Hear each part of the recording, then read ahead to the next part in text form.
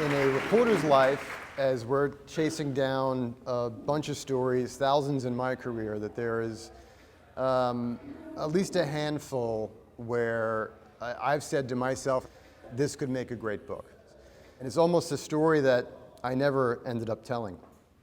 9 years ago, this time of year, my boss called me into her office and she said, you know, the father knows someone here at the station and reached out to us and said he'd like to tell the story.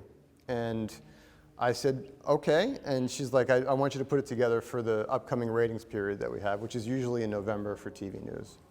And I said, you know, Kelly, it's not really my kind of lane. I was like, I'm more of a cops and courts guy, and this wasn't really my style of story to tell. And I was like, maybe we should get a different reporter to cover it.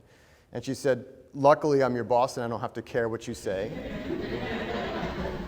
This man sitting next to me had a depth and complexity to his character that I thought, okay, this is a man who needs to tell a story. Ed asked me to write the book, and then he said, we need to get this driver's story in there too. I agreed. As a journalist, we should absolutely do that.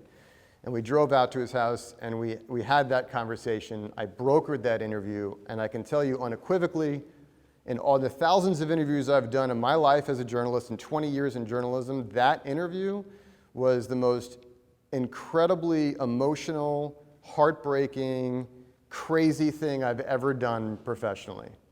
It's about surviving trauma. It's about losing the love of your life tragically. It's about raising two children that you know will never end up being the same. And then it's about trying to find forgiveness and purpose in such crushing loss in order to at least attempt to rebuild a new reality for a new life.